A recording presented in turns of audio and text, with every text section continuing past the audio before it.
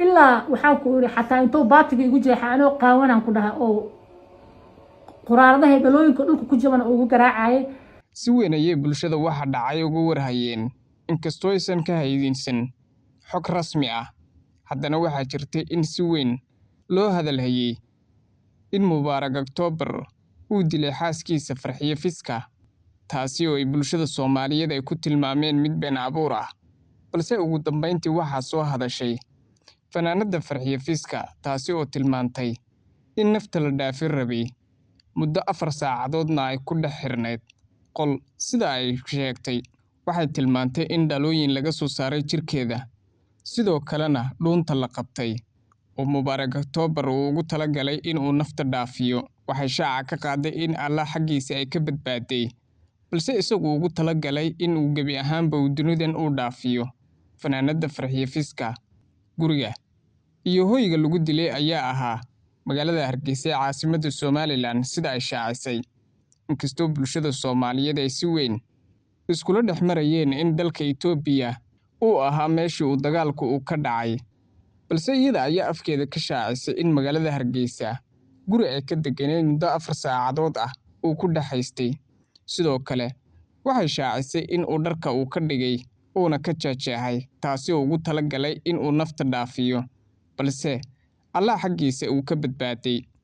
waxay tilmaantay in la xiray balse hadda damaanad uu banaanka ku joogo arintoodana ay maxkamad gaartay isla markaana dacwadoodu hadda ay ka furan tahay maxkamadda magaalada Hargeysa ee caasimadda Somaliland arintan ayaa si weyn bulshada Soomaaliyeed u hadalhayeen iyadoo beesha ay ka dhalatay Farxiyo Fiska ee murursade ay si weyn arintaasi uga xanaaqeen isla markaana dhalinyaro badan oo aalada baraha bulshada caanka ah ay ku tilmaameen arin meel ka dhac ku ah sharafka iyo karaamada qof haweena oo laga qabo Mubarak October ayaa dadka aadka uga agdhow waxay sheegeen inuu cabsanaa habeenkaasi walow Farxiyo Fiska aysan sheegin inuu cabsanaa balse khilaafkoodu arrimo kale uu ka kacay Farxiyo Fiska ayaana waxay tilmaantay in hadda kadib maxkamadda ay la korayso maadaama arintoodu maxkamadda ay gacanta ku hayso waatan Farxiyo Fiska oo arintaasi ka hadlaysa وايد السلام ummadda Soomaaliyeed meel kasta joogtiin kaada ugu faraxsan saa iiga walwaleyseen ama ay raadiyeyseen ama media iiga weyseen sababta ay iiga weyseen horta waxay soo gaar wax yar ma aha waa filawayga igu dhacay wax aan filaneyn ama weligay Allah igu dhicin weligay Allah wajigay mar baaxin in qol la igu xirtay oo qol igu xirtay intuu u waday oo 4 saacadood ah ugu xiraa oo wax aan igu dhicin korkayga ayna jirin wixii tarmuus yaala wixii koobab yaala wixii laptop ku jiray wixii oo dhan korkayga ay ku wada korkayga meel fayow ma laha waxaan ku faraxsanahay walaalahayga i garab taagnaa oo hiili hoob ila garab taagnaa ummadda Soomaaliland gabdhi iyo wiilal oo ka dhiidiyay oo ka xanaaqay oo i garab taagnaa oo garabkayga taagnaa oo dhaawacayga ilaa maalinta ugu dhacay ilaa hadda oynaayay aad iyo aad ugu faraxsanahay waxay soo gaar horta wax yar ma aha ilaa waxaan ku iri xataa intuu baatig igu jeexaano qaawanaan ku dhaha oo quraarada heebelooyinka dhulka ku jaban ugu garaacay ceejo ugu qabtay oo aan isku kaadiyay oo raba nafta inuu iga qaado laakiin diidinka meesha shimbiruhu ugu tashanayeen soo Ilaahay subxaanahu wa ta'aala ma joogin yani saasay noqotay naftayda iyo saacadeeda wax ka dhinay laakiin wax uu ii raabta malaha ceejada ugu dhagay ilaa hadda dhunta way xanuunaysaa korkayga meel fiyo malaha dhalooyinka korkayga ku jajabay oo laga soo saaray isbitaalka iga soo saaray anyway meesha aniga maanta ugu dilay waa Somaliland waana wadan sharci leh waa wadan aniga aan ilaa maalinta aan fanka soo galay ilaa hadda aniga aan garab taagnaa oo aan aniga aan u heesay waa wadan aan deganaa oo wadan dalkayga sharci uu ka jiraa oo wadan sharci la'aan ma aha waa la xiray